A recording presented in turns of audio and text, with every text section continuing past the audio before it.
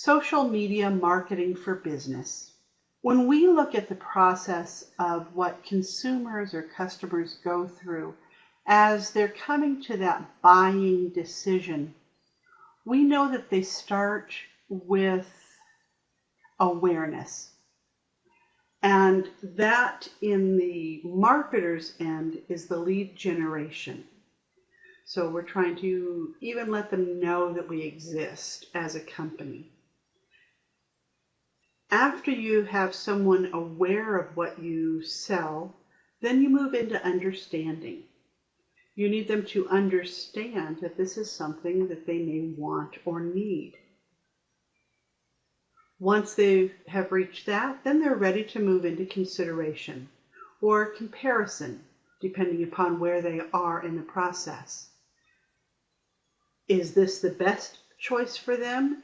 And is there something that would work just as well that they already have, or that they can buy from another company less expensively? Does another product offer more services, etc., etc.? When they've reached that decision, they're ready to move into procurement and purchasing. And that's where that conversion takes place, because they move from a potential customer to an actual customer. And they make their purchase, then they reflect on their purchase. Was this a good decision for me? Is this something that I'm happy that I did? From the corporate point of view, you have content creation, push and pull, where you're pulling those customers in or pushing content to them. Then you have to justify that the customer is a valid customer. Then you go through the purchase process. Then you evaluate the data that you've gathered on that customer. Was that purchase process a positive one? Do you want to make sure that you retain that customer? Or every once in a while, it's just not worth it.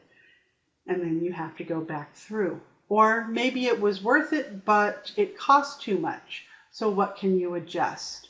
Or looking at the different data points. Cross-connecting the two, it starts with the corporate. Content creation pulled or pushed out to customers. That lets them be aware of what's going on, and it builds understanding. Then you step into customer qualification. If I sell home remodeling, I don't want to work with a renter because they likely don't have permission to make remodeling decisions. So I want to make sure that the customer I'm working with is the right customer and that they have the budget necessary and the decision-making necessary for what we're working toward. Once that's in place, then the customer is ready to consider and compare. Is this the right product for me? And then both parties go through the procurement or purchasing decision process. And then while the customer is reflecting, the company is looking at value metrics. And then it starts again.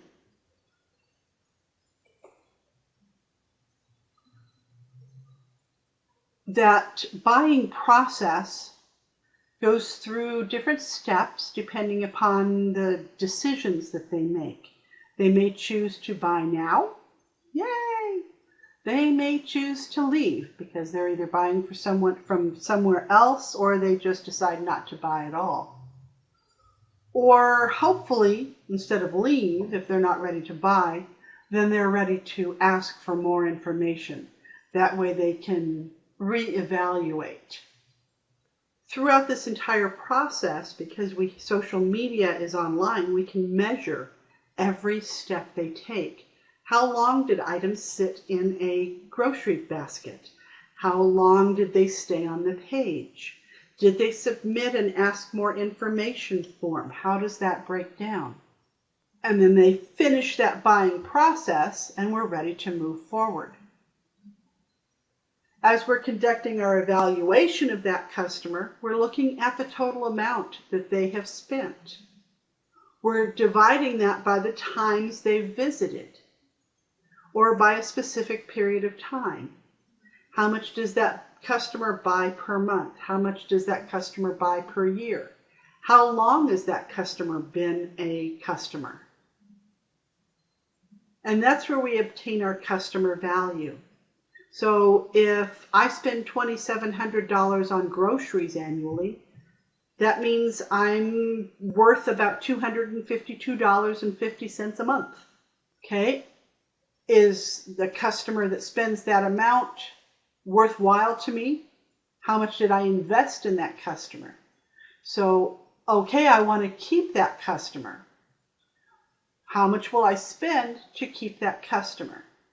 The ballpark rule of thumb is 10%. So that means I'll spend approximately $25 a month printed ads, online advertisements, newspaper ads, in-store advertising, web advertising. So one way or another, I spend about $25 per customer per month on retaining them, if that is their approximate value.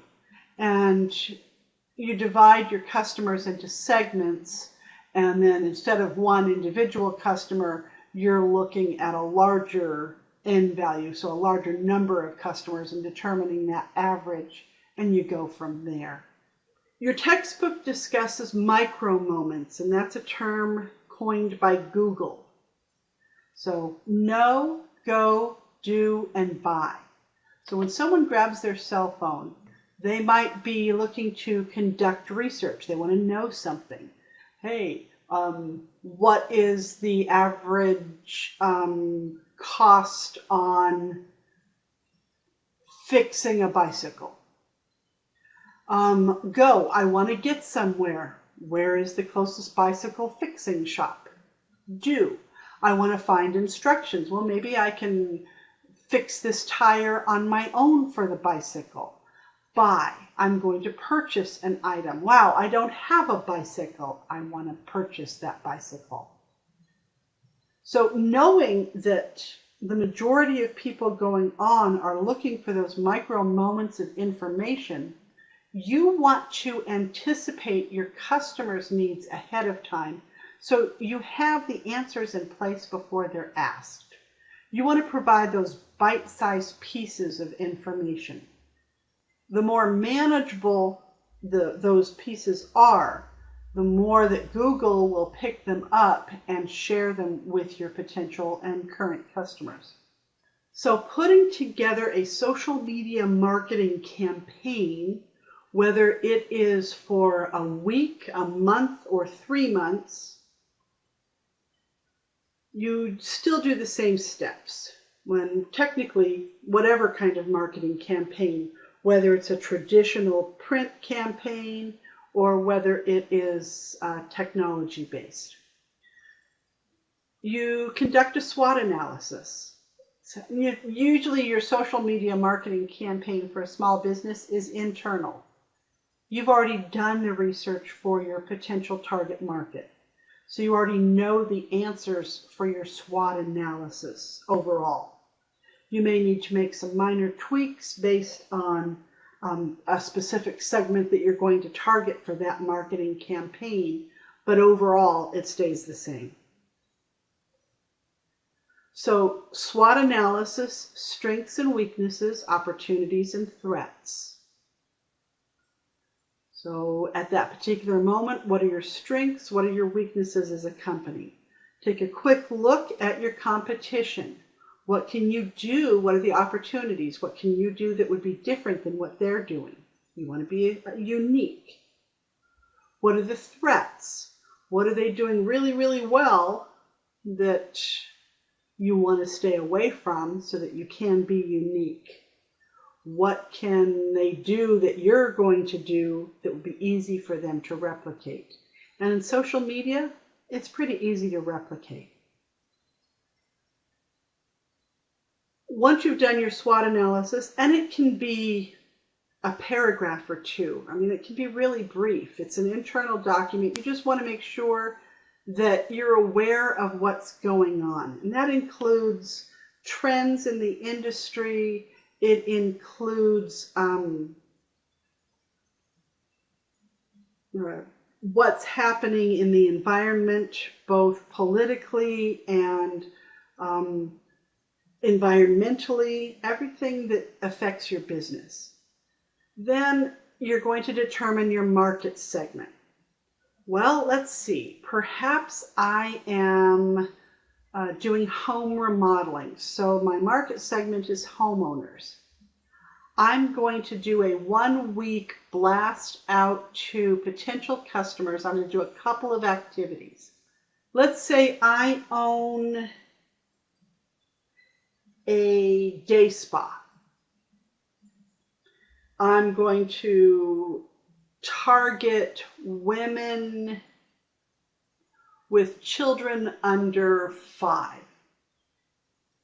And I'm going to offer a coupon that is for 25% off an hour massage. And I'm going to also offer free daycare for while they're having their massage. So I'm going to put together a meme that has a mom that looks totally frazzled and says something along the lines of, at the end of your rope, let us help you untie those knots, or something. That doesn't quite make sense, but you come up with something. Something preferably humorous, because that's going to grab attention. And then you would explain what you're offering. So there's one marketing activity. And how are you going to get it out there? You're going to look for Mommy and Me groups for Twin Falls on Facebook. And you're going to post it there. For members of this group only, we're offering this special deal. That way you can test market and see if it's a popular option. You want a couple of activities, so the second one you might do might be an e-newsletter. Let's see, it might include how to give a baby massage. It might include new trends with nail polish, different topics that they can find of value, and then a note at the bottom that says, check Facebook for a coupon for this week's special coupon or something like that. And that was the one that you posted with the meme that gave that discount. The idea is to a couple of times, no more than about two in a week, you want to bring yourself to the forefront of those customers, but make sure that you're adding something of value so that it's entertaining. Let's look at another example. Okay, I'm a real estate agent. Who do I want to target? Well, traditionally, I want to target people who sell their home or is looking to buy a home. But realistically, I really want fellow real estate professionals because they're not buying or selling 2 or 3 homes in a lifetime. They're selling that many in a month. They want to market with me so that they can buy and sell properties that I have. I want to market with them for the same reason.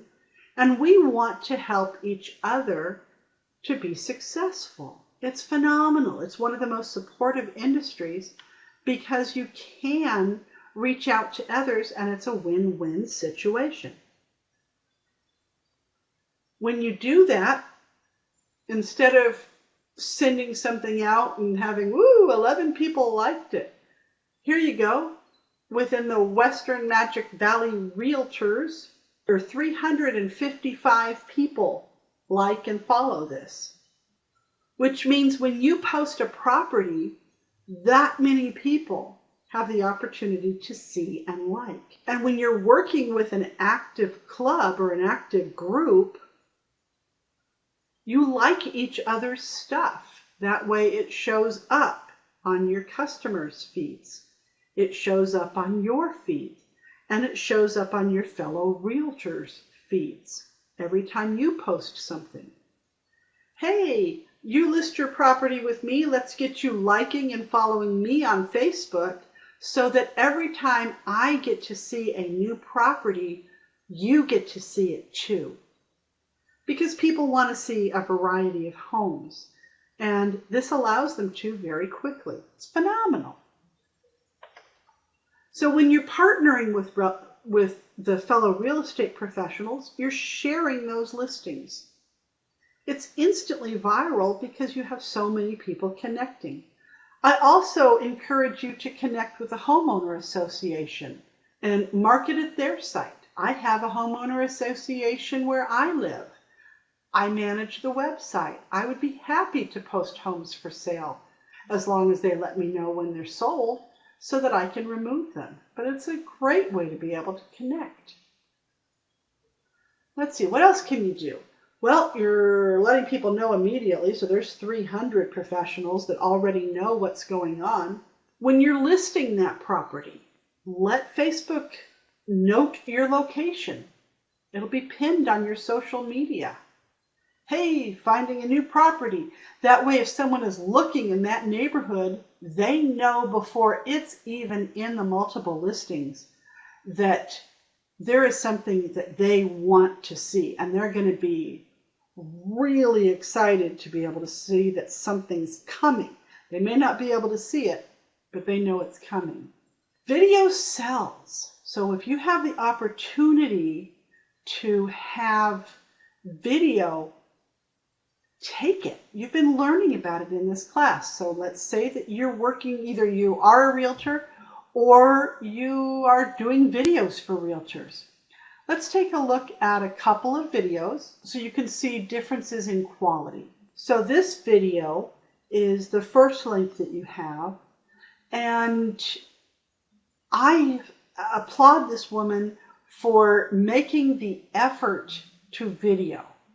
It is still very new, and to be able to see even a not high quality finished video, it at least lets you see, is this something I want to go look at?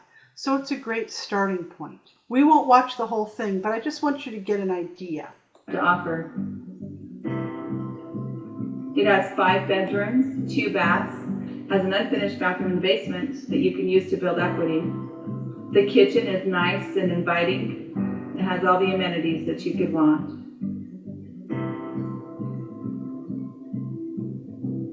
The family room actually comes with this big screen TV. It has a built-in fireplace also. Here's the master bedroom. It does have a bathroom attached to it. As a real estate agent, I would encourage you to invest at least in one set of curtains. And you also want to make sure that you film in high definition because this is pretty pixelated. But at least it shows that she's making a strong effort to do something unique. Let's compare to this.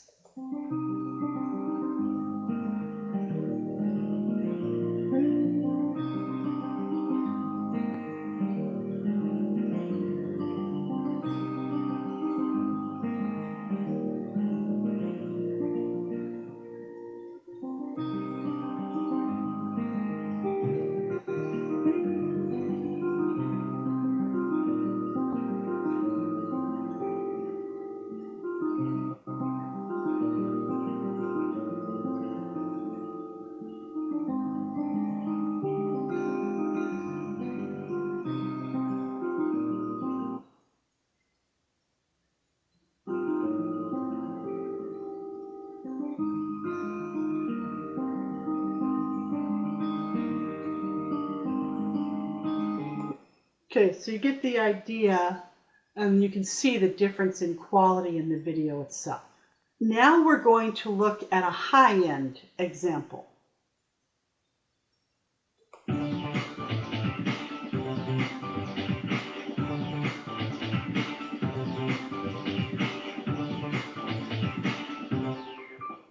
Welcome to Open House. Today I'm coming to you from a serene waterfront estate in Rye, New York. Situated on more than 4 acres of land, this home offers breathtaking water views of the harbor and the Long Island Sound. There's plenty of outdoor entertaining space where you and your guests can enjoy beautiful sunsets. Inside, it doesn't disappoint either. From the moment you enter into the grand foyer, you'll be greeted by a sweeping staircase, remarkably high ceilings, and exquisite details throughout the home. So our first link was the Idaho Falls location. The second was the higher end.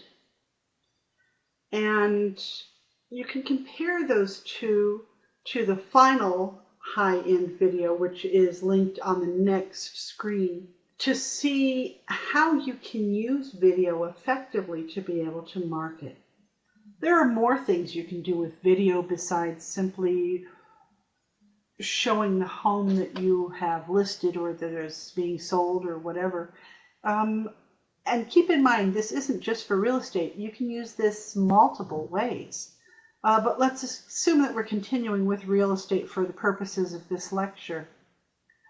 How about a market update every month? What's going on in the industry? What trends are happening? What can people expect? Is it going to be a buyer's market, a seller's market? Are prices going up? Are prices going down? What about interest rates? What's happening there? So a quick 3-minute marketing update video every month is a great way to, and a great reason to stay connected with your customers.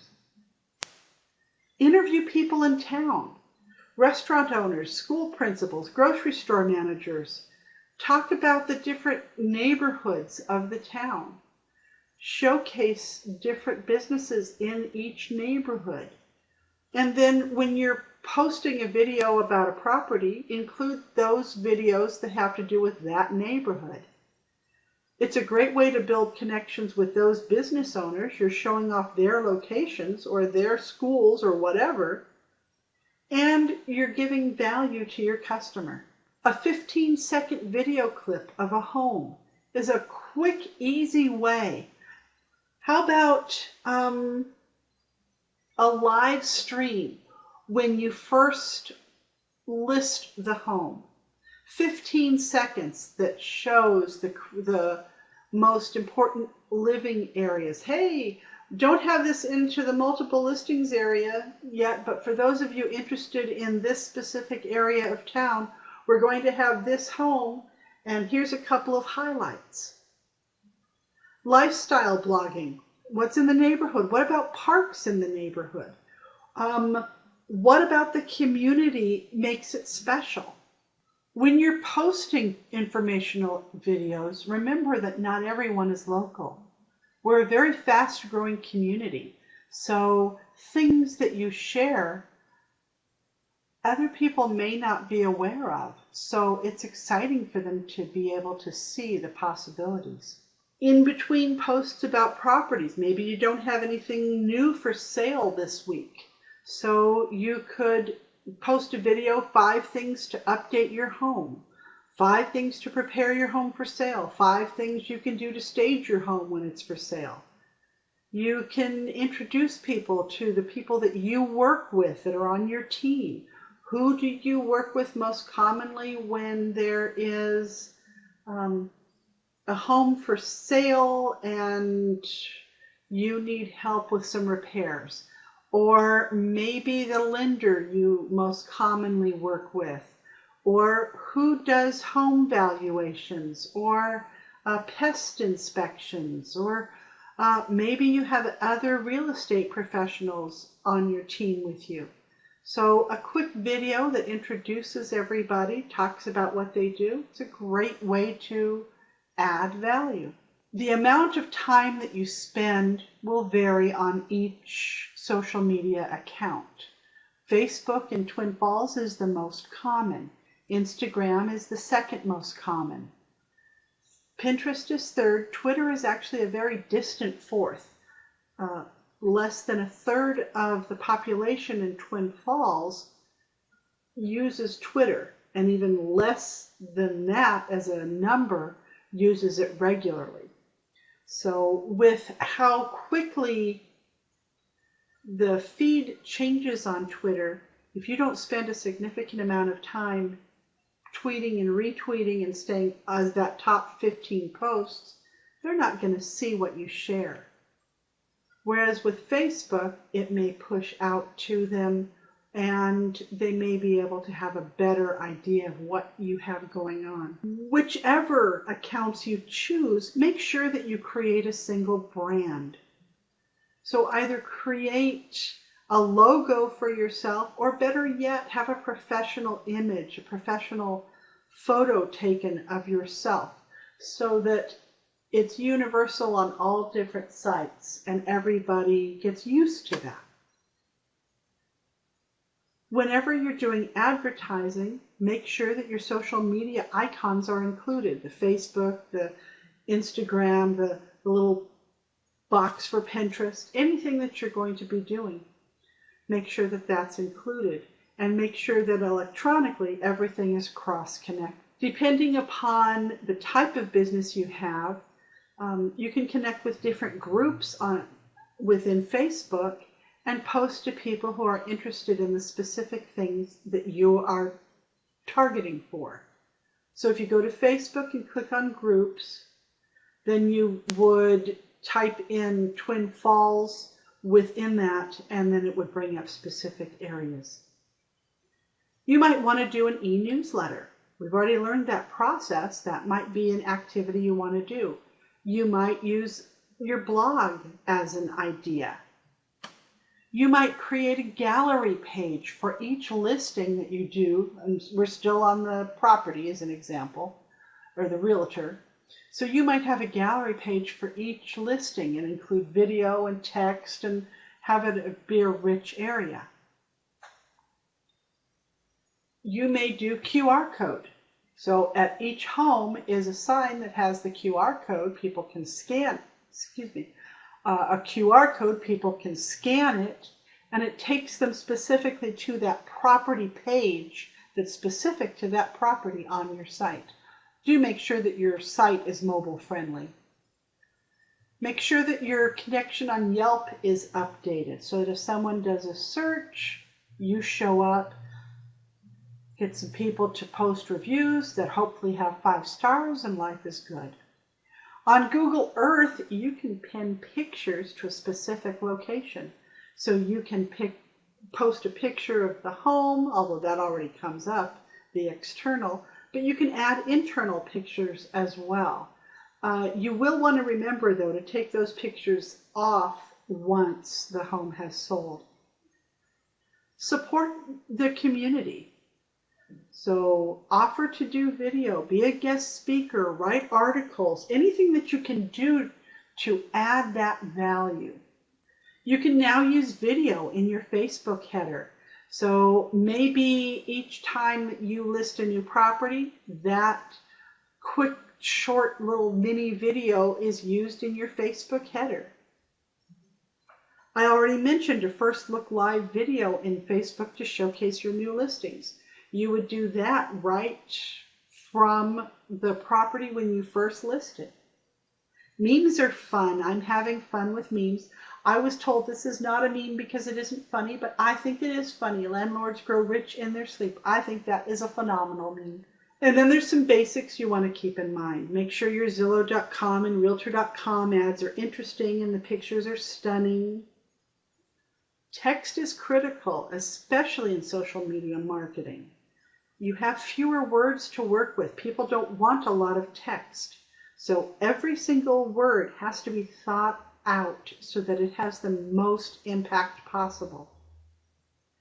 That doesn't mean you need to get rid of traditional marketing. Blend the two. Door hanger has a QR code to the new homes listed in your area. And maybe you have a section of pages based on areas or different neighborhood areas. And that QR code takes you to that neighborhood section. They can always look in other sections if they want, but it gives them a place to start. And then on the other side of the door hanger, you put something that adds value, something that they want to keep long term. So maybe it's cool hikes in the Twin Falls area is just an example. They'd keep that so that they have the cool hikes. 70% of home buyers forget who their agent is within 1 year. You want people to remember you. Send anniversary cards, regular or e-cards, to customers on the anniversary of their purchases. It's yet another way to stay in front of customers.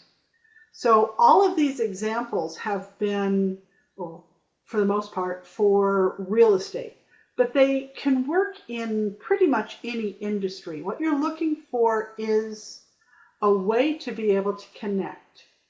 Whether you pick two activities, a meme and a newsletter, or a video and a blog post, or just a couple of activities in a week, and you get them up there, you pick your customers, you know what your competition is doing. If they're running a coupon, do something different.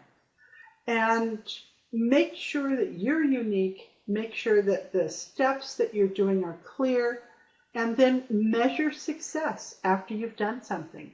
What do you want the customer to do as a result of your advertising?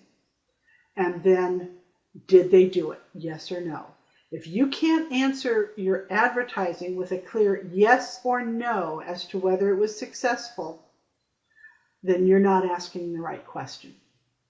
Make sure that you're using qualitative data in your goals. So remember that they need to be SMART formatted. Specific, measurable, attainable, realistic, and time-bound. So at the end, whether it's a week, a month, or 3 months, that you can say, was this a successful endeavor? Yes or no? If you have questions, let me know. Thank you.